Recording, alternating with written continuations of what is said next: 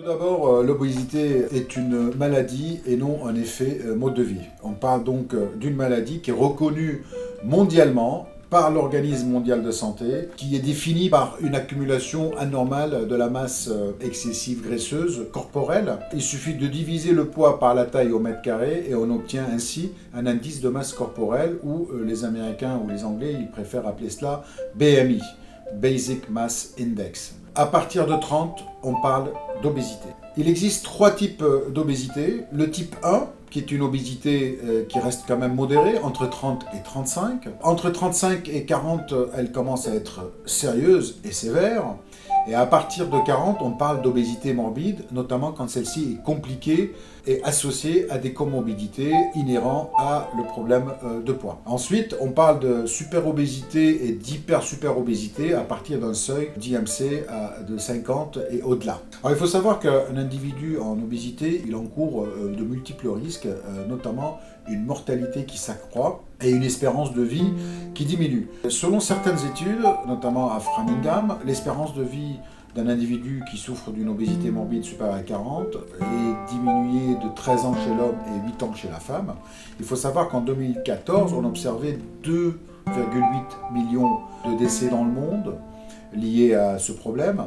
Et en France, nous en sommes aujourd'hui à pratiquement plus de 100 000 individus par an qui décèdent de l'obésité et ses complications, en particulier la comorbidité cardiovasculaire et les complications métaboliques avec le diabète et les complications du diabète, par rapport à 5 500 individus en 1994.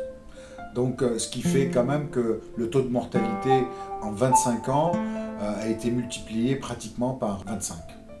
La gravité de l'obésité est liée à l'apparition de complications et de maladies associées, notamment le diabète de type 2, l'hypertension artérielle, l'hypercholestérolémie, le taux de cholestérol dans le sang élevé, ainsi que le taux de triglycérides, précurseurs de maladies cardiovasculaires, les stéatohépatites non alcooliques, c'est-à-dire le foie gras, pour résumer, le syndrome d'apnée du sommeil, les problèmes d'infertilité et de stérilité, par exemple. Le rapport avec le cancer également, entre l'obésité et le cancer. On a certains cancers qui sont augmentés avec l'obésité, notamment le cancer du côlon, le cancer de l'utérus chez la femme. Bon.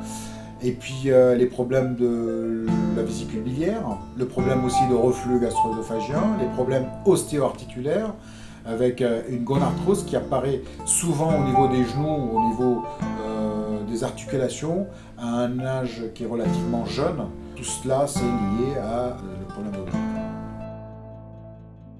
Il existe deux chemins cliniques au sein de notre centre. Il y a le parcours médical et le parcours chirurgical. Il faut savoir quand même que le parcours chirurgical, il intéresse des individus qui souffrent d'une obésité morbide, qui sont susceptibles et éligibles d'être opérés après un parcours bien défini, après une bonne préparation pluridisciplinaire, psychonutrition et autres en amont. Et il faut savoir également que d'après les recommandations factuelles de la Haute Autorité de Santé, qu'on suit très rigoureusement, nous opérons l'obésité morbide à partir de 40 d'IMC ou entre 35 et 40 avec une comorbidité susceptible d'être améliorée par la chirurgie bariatrique.